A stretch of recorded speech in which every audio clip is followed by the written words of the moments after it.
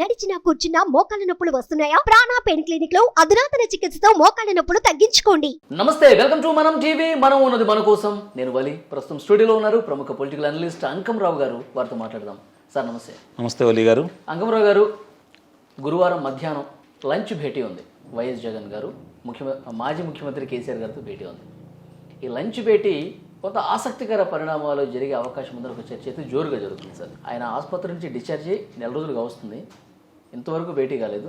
ఇప్పుడే సడన్గా ఎందుకు భేటీ అవుతున్నారన్న చర్చ ఒక పక్క జరుగుతుంది. షర్మిల గారు కాంగ్రెస్లో తన పార్టీని విలీనం చేసే సమయంలో ఈ భేటీ జరగడం మరింత ఆసక్తిని రేపుతోంది. మీ విశ్లేషణ ఏంటి? ఏముందండి వల్లి గారు, చాలా చిన్న విషయం. నీ దుంపదేగా నీ పుణ్యమా అని చెప్పి నేను మాజీని అయ్యాను, నా వల్ల నువ్వు ఎంత తొందరగా మాజీ అవుతావో చూస్తాను, కాబట్టి రా అని చెప్పని ఆహ్వానిస్తున్నాడు అనిపిస్తుంది. ఇప్పుడు నువ్వు కూడా నా టీంలోకి వచ్చే అంతే కదా, నేను ఒక్కడే మాజీని అయితే ఎట్లా? మరి నీకు చేసిన పుణ్యమే కదా, నీకు చేసిన సహాయ సహకారాల వల్లే నన్ను వ్యతిరేకించారు, నిన్ను ప్రోత్సహించినందుకు నన్ను తిరస్కరించారు. కాబట్టి మరి నిన్ను నేను ప్రోత్సహించాను కాబట్టి ఇక్కడ నన్ను తిరస్కరించారు. మరి నువ్వు నన్ను ప్రోత్సహించావన్న ఉద్దేశంతో నిన్ను అక్కడ కూడా నాకంటే ఎక్కువగా తిరస్కరిస్తారు. నాకు గౌరవప్రదమైనటువంటి స్థానాలన్నా వచ్చినాయి, నీకు అవి కూడా రావేమో, జాగ్రత్త పడిని చెప్పడానికి పిలిపిస్తున్నారేమో. ఓకే, అంతే తప్ప ఇప్పుడు ఎట్లా ఉంటుందంటే దొంగల పడ్డ 6 నెలలకి కుక్కలు మురిగినట్టుగా జరిగి ఎన్నాళ్ళు అవుతుంది. కోతవీడు దూరం, అది నెల రోజులు అవుతుంది. అదే అప్పుడు చంద్రబాబు గారు వచ్చి పరామర్శించారు. తర్వాత రేవంత్ రెడ్డి గారు ముఖ్యమంత్రిగా బాధ్యతలు స్వీకరించిన తర్వాత మెరుగైన వైద్యం అందించాలని డాక్టర్లు కూడా చెప్పి మరీ వెళ్ళారు రేవంత్ రెడ్డి గారు. చాలా మంది సినీ ప్రముఖులు వచ్చారు. కానీ పక్క రాష్ట్రంలో ఉన్నటువంటి కోతవీడు దూరం, ఇప్పుడు ఆయనకి అన్ని ప్రత్యేకంగా ఆయన ఉన్నటువంటి నివాసం నుంచి 5-6 కిలోమీటర్లకు కూడా హెలికాప్టర్ను ఉపయోగించుకొని వెళ్ళారు. ఆ పక్క నుంచి 2 కిలోమీటర్లకు కూడా హెలికాప్టర్ని ఉపయోగించుకొని వెళ్ళారు. మరి ఇక్కడ రావడానికి 1 గంట కంటే ఎక్కువ ప్రయాణం పట్టదు కదా. మరి దానికి కూడా రావడానికి ఆయనకు మనసొప్పలేదు అంటే, ఓహో ఎటు ఓడిపోయిన మనిషితోటి మనకు పనే ఉందలే, ఆయన వల్ల ఆయన అధికారంలో ఉంటే కదా మనకు ఉపయోగపడేది, ఓడగొట్టి నాగలి ఇక్కడ, దానివల్ల నాకేంటి ఉపయోగం అని చెప్పని దూరంగా ఉన్నాడు. అంత తప్ప వేరే ఉంటుంది. మరి అసలు రాకూడదుగా ఎందుకు వస్తున్నారు మరి? ఇప్పుడు మళ్ళీ వేరే కారణాలు ఏమున్నాయో మరి చూసుకోవాలి. షర్మిల గారు కాంగ్రెస్ పార్టీలో తన పార్టీ విలీనం చేయటం, కాంగ్రెస్లో జాయిన్ కావటం, రేపే ఆంధ్రప్రదేశ్లో బాధ్యతలు కూడా తీసుకోబోతున్నారని ప్రచారం. అంటే ఈ కీలక సమయంలో ఏం మాట్లాడే అవకాశం ఉంది? అదేనండి, ఇప్పుడు తీసుకోవాల్సిన జాగ్రత్తలు, ఇతను ఓడిపోయిన దానికి ఎందుకు ఓడిపోయాడని అతను కనుక ఆత్మవిమర్శ చేసుకుంటే, అది తన తమ్ముడుగా భావించాడు కాబట్టి అతన్ని, మరి అతను మేలే కోరుకున్నారు కాబట్టి ఇప్పుడు దాకా కేసీఆర్ గారు, ఇప్పుడు సహజంగానే దాని గురించి ఆయనకు వివరంగా చెప్తూ, ఇట్లా ఈ తప్పుల వల్ల నేను ఇక్కడ ఓడిపోయాను, నువ్వు అలాంటి తప్పులు చెయ్యొద్దు అని చెబుతారా? అసలు నా ఓటమికి ఇతనే ప్రధాన కారణం కాబట్టి ఇతను ఓడిపోవడానికి ఆయన ఇంకొంచెం వేరే సలహాలు ఏమైనా ఇస్తాడో కూడా చూసుకోవాలి. ఇప్పుడు తన జడ్డ కోతి వనవలా చిరిసిందని తన ఒక్కడే ఇబ్బంది పడిపోతే అట్ట తన పక్కడ కూడా ఇబ్బంది పడాలని కోరుకున్నారనుకోండి, అతనికి దుర్మార్గమైన ఆలోచన చెప్తారు. లేదు నేను దెబ్బతిన్నాను, నా మిత్రుడన్నా బాగుపడాలనుకున్నాను అనుకోండి, మంచి మంచి సలహాలు ఇస్తారు.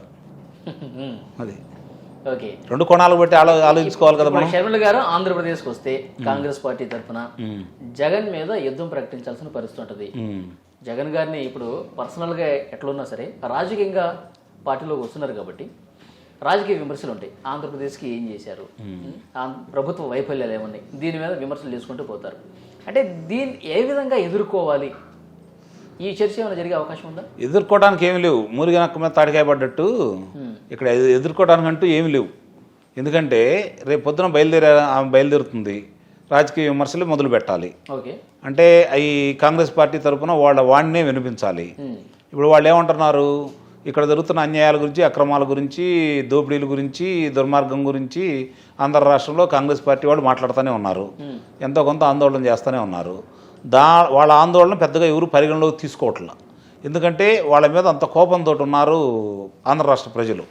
కానీ కర్ణాటక ఎన్నికలు, తెలంగాణ ఎన్నికలు అయిన తర్వాత ఎంతో కొంత కాంగ్రెస్ పార్టీ నుంచి వైఎస్ఆర్సీపీ పార్టీకి వెళ్ళిన అభిమానులు అందరూ కూడా, కాంగ్రెస్ పార్టీ అభిమానులు కావచ్చు, లేకపోతే రాజశేఖర రెడ్డి గారి వీరాభిమానులు కావచ్చు, ఎంతో కొంత వాళ్ళలో మార్పు అనేది స్పష్టంగా కనపడతా ఉంది. ఆ ప్రయత్నంలో వాళ్ళు కాంగ్రెస్ పార్టీకి వెళ్ళి చూస్తారా లేకపోతే ఏంటనే చూసుకోవాలి. ఎందుకంటే వాళ్ళు ఎట్టి పరిస్థితుల్లో కూడా తెలుగుదేశం పార్టీకి వైపు పయనించరు. వాళ్ళకి బద్ధశత్రువు ఎవరైనా ఉన్నారంటే తెలుగుదేశం పార్టీ వాళ్ళు కానీ భావించారు వాళ్ళు ఇప్పుడు దాకా కూడా. కాబట్టి ఈరోజు ప్రత్యామ్నాయం లేక ఇతనెమ్మట వాళ్ళు సాగుతూ ఉన్నారు. రేపొద్దున షర్మిల గారు అనే మనిషి వచ్చేసి అన్నగారి అంటే జగన్మోహన్ రెడ్డి గారి మీద వ్యతిరేకంగా అతని పాలనకు వ్యతిరేకంగా గొంతిప్పింది అనుకోండి, రేపు పొద్దున అతను ఏం మాట్లాడతాడు? ఒకే ఒక్క మాట అంటుంది రేపు పొద్దున ఆమె, అన్న జగన్మోహన్ రెడ్డి గారు నువ్వు ఆ రోజు రాజ్యం తీసుకొస్తా అన్నావు, నాన్నగారు రాజ్యం తీసుకొస్తాను కదా అని చెప్పని నేను నా వంతు సహాయం నేను చేశాను, నీకోసం పాదయాత్ర చేశాను, ఎన్నికల్లో ప్రచారం చేశాను, నువ్వు వదిలిన బాణాన్ని అన్నాను, ఇప్పుడు అదే బాణాన్ని నీ మీద కాంగ్రెస్ పార్టీ వదులుతున్నారు, దీనికి సమాధానం చెప్పన్నా అనుకోండి, దానికి ఇతని దగ్గర సమాధానం ఏముంటుంది? అయితే సరే, ఇప్పుడు ఈ ప్రచారంలో కాంగ్రెస్ పార్టీ తరఫున ఎన్నికల్లో ప్రచారం చేస్తున్నారు అనుకుందాం, వివేకానంద రెడ్డి హత్య కేసు విషయానికి సంబంధించి మాట్లాడే అవకాశం ఉందా? కనిపిస్తుంది అట్లా? అది కనుక మాట్లాడితే కనీసం ఇప్పుడు దాకా ఏమనుకుంటున్నారంటే వాళ్ళు కొంతమంది పెద్దలు కూడా వాళ్ళ యొక్క పరిశీలనలోకి వచ్చింది, వాళ్ళు ప్రజల అభిప్రాయాన్ని సేకరించి పొందుపరిచినటువంటి దాన్ని ఈ మధ్య ప్రకటించడం కూడా జరిగింది కదా, ఎన్నికల ఫలితాలు ఎలా ఉండబోతున్నాయి అనేది. ఇప్పటికీ వాళ్ళు కొంతమంది ఒక 130 నుంచి 135 స్థానాలు వస్తాయి ఉమ్మడిగా, మిగిలిన 30 నుంచి 40 స్థానాలు ఇలా రావడానికి అవకాశం ఉంటుంది వైఎస్ఆర్సీపీ పార్టీకి అని చెప్పని నిన్నదాకా భావించారు. రేపు పొద్దున వచ్చి వాస్తవాలు కనుక ప్రజలు తెలియజేసేసి బాబాయ్ గారు హత్య కావచ్చు, గతంలో ఆయన ఇచ్చిన వాగ్దానాలు కావచ్చు, వీటి మీద కనుక సంధించి వాగ్దాటి కనుక మొదలు పెడితే 175 వైనాట్ 175 అన్నారు వాళ్ళు మొన్నటిదాకా. అంటే తెలుగుదేశం పార్టీకి ఒక సీటు కూడా రాకుండా మాకే మొత్తం రావాలని చెప్పనే ప్రణాళికతో ముందుకెళ్తున్నాం అన్నారు. రేపొద్దున ప్రజలు సంపూర్ణంగా 175 స్థానాల్లో ఎలాంటి ఒక్క స్థానం కూడా వీళ్ళకి ఇచ్చే పని లేకుండా సంపూర్ణంగా వ్యతిరేకంగా కట్టబెడతారు. అంటే నేను అడిగేది, వివేకానంద రెడ్డి గారి హత్య కేసు మాట్లాడితే ఏం చెప్తారు? అదే శర్మ గారు ఏం చెప్తా చెప్పారు కదా, మన సిబిఐ వాళ్ళకి వాంగ్మూలం ఇచ్చారు కదా, ఏమని ఇచ్చారు? నా దగ్గరకు వచ్చారు, అమ్మా ఇట్లా నీకన్నా ఇవ్వాలి లేకపోతే నాకన్నా ఇవ్వాలి, అంతేగాని వేరే వాళ్ళకి ఇస్తే ఒప్పుకోవడానికి లేదు, నువ్వు గట్టిగా మాట్లాడు, నేను కూడా గట్టిగా మాట్లాడతానని చెప్పని అన్నారని. మరి అన్నయ్య దానికి ఒప్పుకుంటాడా, ఆయన తీవ్రంగా పరిగణిస్తారంటే ఆ విషయాలన్నీ చూసుకుంటాను, నువ్వు గట్టిగా ఉండని చెప్పని అన్నారని ఆమె స్వయంగా చెప్పింది కదా. అంటే ఇది రాజకీయ వైరుధ్యంతో నా బాబాయ్ గారిని చంపారు, ఇది రాజకీయ కోణం ఉందని చెప్పని చాలా విస్పష్టంగా ప్రకటించింది కదా. అదే మాట 2-3 సభల్లో చెప్తే చాలు, ఇక మాట్లాడటానికి తిరగటానికి రాజశేఖర రెడ్డి గారి అబ్బాయిగా లేకపోతే వైఎస్ఆర్సీపీ పార్టీ ప్రోద్బలం సహకారం లేకుండా ఈ హత్య జరగదు అనే ఒక మాట జనాల్లోకి వెళ్తుంది కదా. అది చాలు, రేపు పొద్దున వాళ్ళు ఎక్కడ తిరగలేరు, ఇప్పటికే తిరగలేని పోతున్నారు.